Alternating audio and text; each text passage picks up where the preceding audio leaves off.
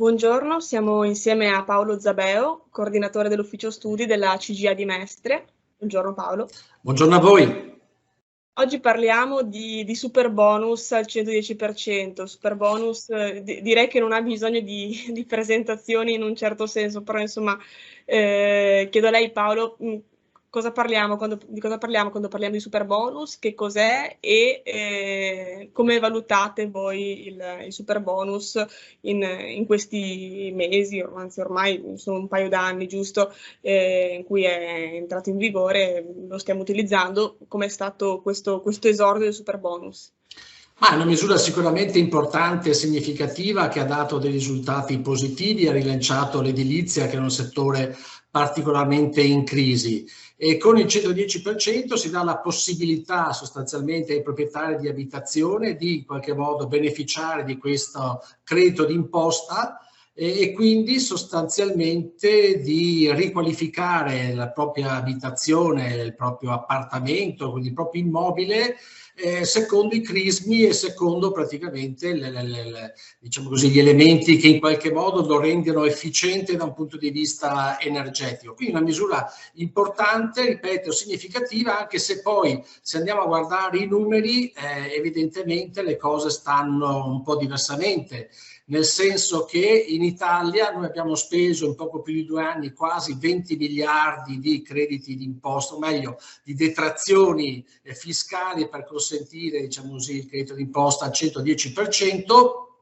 e quindi abbiamo speso una cifra importante solo per aver in qualche modo efficientato poco meno dell'1% dell'intero patrimonio immobiliare italiano. Quindi abbiamo speso molto per intervenire su una parte infinitesima dei nostri immobili, e quindi una cifra molto importante, pari a quanto ad esempio abbiamo speso in Italia per il reddito di cittadinanza, solamente che a differenza di quest'ultima misura il 110% è andato quasi prevalentemente a persone abbienti, a persone che avevano una certa disponibilità economica, a persone, diciamo così, benestanti, soprattutto del centro-nord. Quindi è evidente che secondo noi questa misura va quantomeno rivista e quindi rimodellata, perché 20 miliardi spesi è tanta roba in un momento così difficile come quello che sta vivendo il Paese.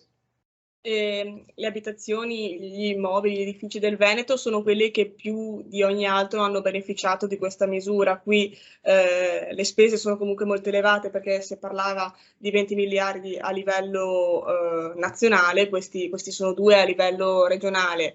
La percentuale degli edifici comunque è molto bassa, no? Si parla dell'1,3%. Cosa proponete voi? Magari di scendere da questo 110 a una percentuale più limitata, più modesta?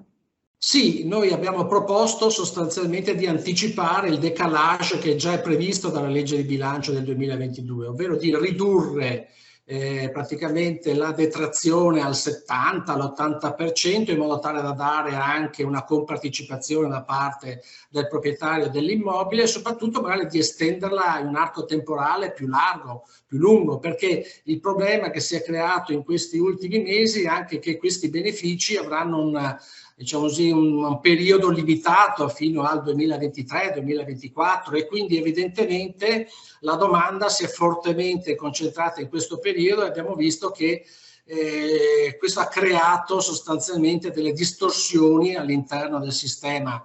Ad esempio abbiamo registrato un boom a livello nazionale, quasi 11.000 attività nel settore dell'edilizia, addirittura 7.000 nel mezzogiorno, di cui 3.000 in Campania. È evidente che questo rischia di creare delle problematiche. Sappiamo che ci sono infiltrazioni malavitose abbastanza preoccupanti nel settore dell'edilizia, anche se va detto che comunque per quanto riguarda gli aspetti fraudolenti, le frodi che sono state realizzate col superbonus sono bassissime, molto più contenute, non più tanto del 3% rispetto, diciamo così, al dato complessivo, a quei 4 miliardi e mezzo che l'Agenzia delle Entrate sta in questo momento diciamo così, puntando riflettori. Quindi tutto sommato gli aspetti, diciamo così, illegali sul superbonus sono stati molto molto contenuti, però ci sono segnali preoccupanti perché, ripeto, c'è un boom esponenziale di aziende edili guidate in particolar modo da imprenditori stranieri, e quindi su questo, diciamo, credo che sia necessaria un'attenzione molto particolare. Poi c'è anche un altro aspetto, che è quello del prezzo esorbitante delle materie prime, di tutto, insomma. Sì, ecco, va detto che ovviamente, essendo questa misura, abbiamo detto, regressiva, nel senso che beneficia prevalentemente le persone più abbienti. Ricordo che su questo c'è un interessante articolo di fine dicembre del 2020 di Bloomberg che segnala che proprio uno studio riservato, tra le altre cose, del nostro governo mette in evidenza che la stragrande maggioranza dei beneficiari del 110 saranno persone con un reddito medio-alto. Quindi è evidente che sostanzialmente questa misura è fortemente sbilanciata nei confronti delle persone che stanno meglio economicamente.